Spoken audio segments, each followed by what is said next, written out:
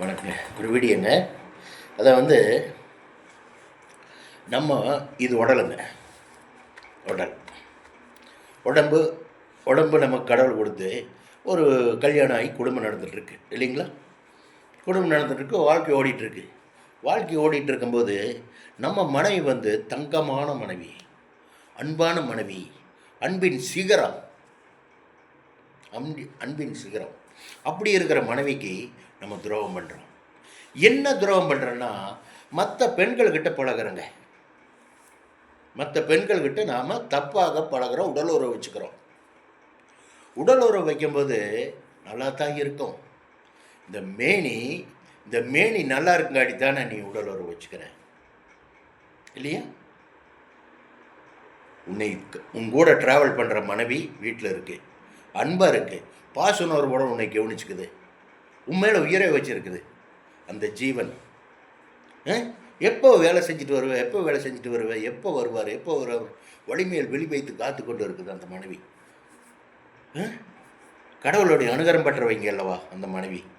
அப்படி இருக்கிற மனைவிக்கு நீ துரோகம் பண்ணுறதுனுடைய அடிப்படை என்ன ஆகுன்னா, எல்லாம்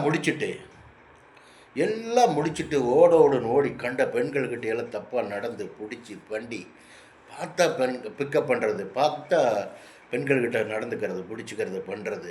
இப்படி நீ அந்த அருமையான துணையோடு இருந்து நீ ஒரு தப்பு பண்ணும்போது கடவுள் அது எப்போ கொடுப்பாருன்னா, ஏன் இப்போ கொடுக்க மாட்டேங்கிறாரு உனக்கு அப்படின்னு சொல்லும்போது, துணை வந்து கடவுளுடைய அனுகிரகம் பெற்ற துணை உனக்கு மனைவி, அது வேதனைப்படுமே. அது வந்து மனசு உண்மையில அவ்வளோ ஒரு அஃபெக்ஷன் வச்சுருக்கு. உனக்கு எதாவதுன்னா துடிச்சு போயிடும். அப்போ இறைவன் வந்து அது துடிக்கும் போது நம்ம என்ன பண்ணுறது, அதுக்காக பார்க்க வேண்டியதாக இருக்கான்னு பார்க்குறாரு. இது கொடுக்காமையும் விட முடியாது. செக்ஷன் வந்து பாவ செக்ஷன் வந்து வேறு ஃபைல் வந்து பாவ செக்ஷனுக்கு போயிடும்.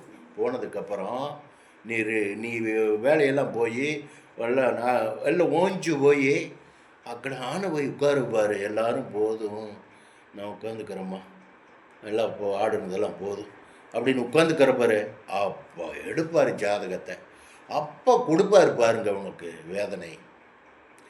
எந்த அளவுக்கு வெளியில் நீ இப்போ மனைவிக்கு தெரியாமல் இன்பத்தை அனுபவிச்சியோ அந்த அளவுக்கு துன்பத்தும் துயரத்தையும் இந்த உடலில் உனக்கு கொடுத்து நீ அனுபவிச்சு என்ன நாள் வரையில் அனுபவித்து சித்திரையாகி புழுவாகி உன்னுடைய உயிர் பிரியும். இதுதான் உண்மை. இது உடலுறவு சமாச்சாரம் துரோகம்னு செயல்படுறதுக்கு இதுதான் கிடைக்கும்னு சொல்ல வர்றேன். வச்சுட்டிங்களா? பாய்.